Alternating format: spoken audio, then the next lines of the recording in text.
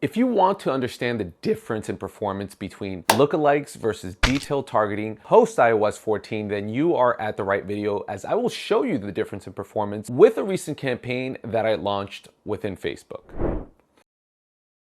All right, so before we jump into this example that I have right here, I just want to give you the context of what was being advertised. So for these campaigns that you see on the left-hand side, what I was doing is I was running traffic to this landing page, which pushes people to download this lead magnet, which is actually available. The link is going to be below in the description. And once you download this guide, you're going to go to a thank you page, as you can see right here in this example, and you can see it's going to be tagged with the Facebook pixel, particularly the lead standard event. So what I was trying to do is drive traffic to this landing page to register more leads. And the way that I structured my Facebook ads campaign was I did a detailed targeting campaign and I did a lookalike targeting campaign as well. Now they were both optimized again for that lead event. And the reason you can't see the total amount of leads for my lookalike campaign is because I made a mistake and I used different attribution settings for different versions of lookalikes that I created. So there is leads, I will show you that in a second, but you can't see it here. I want to give you the executive summary first. I ran this campaign and what I found out, which validated my belief going into it, was that lookalikes outperformed my detailed targeting. Yes, I was able to get conversions. I was able to get leads from the detailed targeting, which is a combination of interest and behaviors, as I will show you, but the lookalikes were just more efficient. And just for some additional clarity, the way that I structured my campaigns was that I was targeting digital marketers in one ad set, as you can see here. And separately, I was targeting business owners who were interested in e-com platforms, as my hypothesis would be that they would be interested in this Facebook ads guide that I recently created. So while I was running this detailed targeting campaign, which netted me about a $25 cost per lead in the US market, and by the way, the CPMs for these audiences are very, very expensive. So a little bit north of $56, almost $57. That is 10 times more expensive than the average, or probably like 8 to 10 times more expensive than the average CPM in the United States, which right now hovers around anywhere between $8 to $9 for a general audience. So this is clearly a business audience that people are aggressively advertising against. So how did lookalikes perform in 2022 in contrast to the detailed targeting capabilities? Well, let's take a look. So my highest performing lookalike audience, and there's a lot in here because I was, this is the beginning of my testing and iteration phase. So I wanted to get a good sense of what was the best source to build a lookalike. The best one that I found that had the most scale was giving me an $18 cost per lead.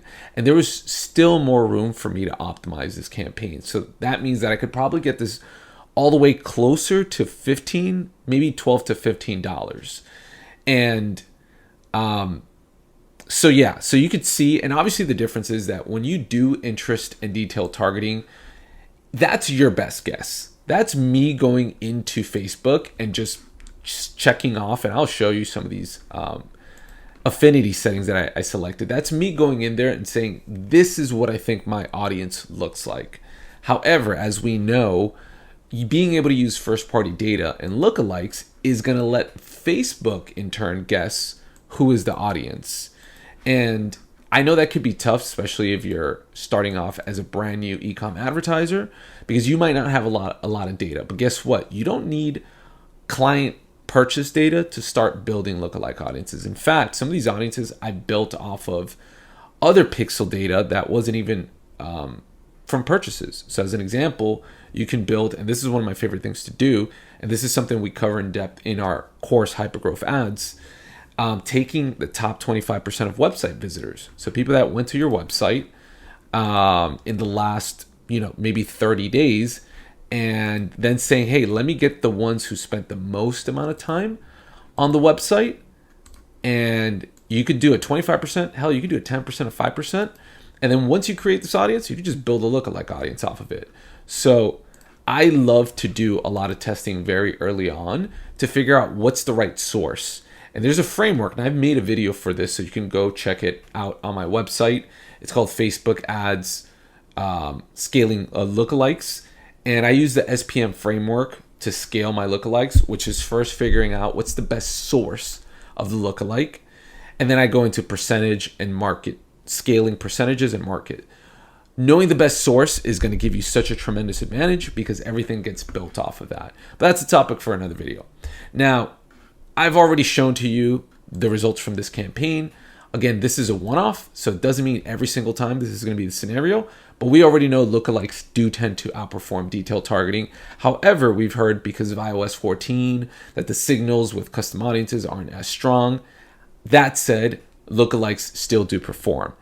And there are scenarios long-term where you don't only want to depend on lookalikes. And the reason why is because you're going to run into a limitation of scale. And this is long-term. If you're just starting off, not as relevant. But long-term, you do need to be using detailed targeting as well. And I'm going to show you why. If I take one of the custom audiences I recently built, and I try to build a lookalike for that in the United States, and by the way, your UI might look a little bit different than mine, because at any given time, Facebook's testing many different versions of Ads Manager. So if you see something that doesn't look the same way on your end, don't freak out. Nothing's broken. Anyways, back to the topic. The largest scale you can do natively within Facebook ads without using a third-party service is building a lookalike audience of about 10% within a market. So in the United States, there's about 330 million people. About 80%, 75 to 80% of those are on Facebook. So out of that, with a lookalike, the most I can reach is 27 million people. That is a very small fraction.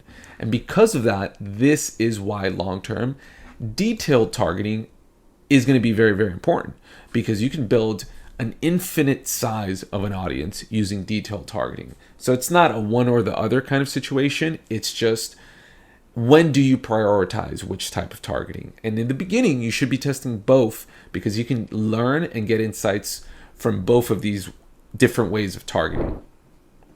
If you've liked the examples you've seen so far in this video, then you will be really delighted with the advanced Facebook ads targeting breakdowns and strategies that we cover in our Hypergrowth Ads course.